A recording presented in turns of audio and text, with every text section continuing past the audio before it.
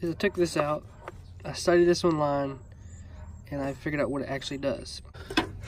Took this out of there, removed the box.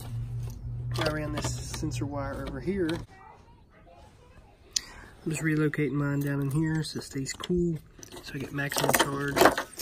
And what you can do to bypass this is take this off, get your resistor, and you just put it in the prong holes.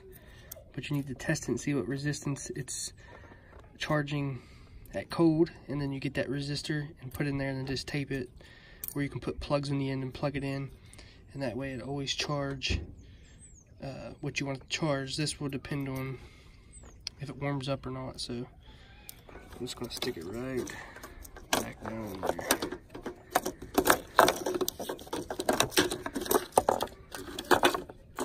Like that.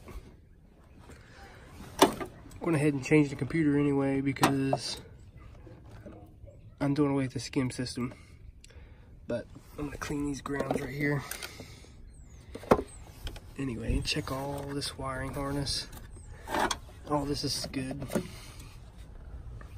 And I'm going to put a new battery terminal on this side and this side. Kick panel off. And this is what I discovered. I don't know what this thing is. This has been cut. One. And then it looks pretty corroded. So I don't know what's up with that. I don't know what that is. But it looks pretty burnt, actually. Okay. Nothing else. I looked at all this wiring. I don't know what this is, but I wired it back together with wire nuts. That's what I have. But I don't know what this plug goes to. I couldn't find a diagram anywhere, but they had it chopped up on a toggle switch, so I don't know what that's all about. Man, got a little dirt on my face. Alright, so I cleaned every ground on the motor, like everything, right? Looked under both sides of the footwells, as you've seen in the video. Another thing that's bad on this Jeep is the clock spring. I unplugged that just to see what happens, okay? Because the clock springs will cause PCM problems if it shorts out. And as you've seen on this Jeep, there's a lot of stuff cut up, wired together, wired knotted together. I don't know why, what the problem is. I don't know. I don't know why it's like that. But I cleaned all the grounds, everything. I'm gonna let this thing warm up. I even, as you've seen, move the battery temp sensor away from the battery because a lot of people do that. It's a common thing, especially off-roaders. They have a winch and when it's warm out, it don't charge as much and it draws the battery. They actually put an ohm in there, but or whatever you call it, a resistor, not an ohm, a resistor in there, and it causes the Jeep to always charge high. But from what I understand, these Jeeps have the regulator, like the alternator regulator thingamajigger, whatever it's called, in the PCM, so it tells the alternator what to charge. I forgot to bring a tester with me, but the gauge looks like it's all right. So I did all that stuff.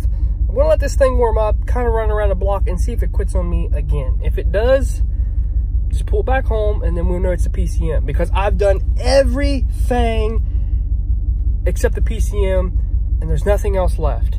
Nothing else left. Even the wiring under the dash looks fine. It doesn't look corroded, doesn't look shorted out. Everybody keeps saying, you know, you need to pawn this thing off. It has wiring problems. It has all this stuff. You're crazy, blah, blah, blah. Listen, there's XJs out there. I've owned a few that have wiring problems, that have clock spring problems, that have PCM problems. This is just a little bit newer, a little bit more advanced, and you have to go through different steps to make everything right. So before you guys go and say that kind of stuff, oh, see, I told you not to get WJ. This is nothing different from an XJ, right? So I don't know why everybody's complaining. We're just gonna let it warm up the temperature, see what it'll do, drive it around, and go from there. Okay, it's charging a little high. Focus. That's because I moved the battery temp sensor. Everything else seems to be doing all right. So if it's fixed, or the PCM where I had the battery unplugged for a couple days, kind of just don't know what it's doing yet until the vehicle, I mean, I've had it running for about a half hour and I've been driving around for like 5 minutes. hasn't quit yet. So I'm not for sure saying it's fixed. I'm gonna do this for a couple days before I go out and venture out. But I am gonna get another computer that gets rid of the skim system, because the guy's gonna give me a really good deal. He's gonna get rid of the skim system and program it for me for $215. So I think I'm gonna jump on that.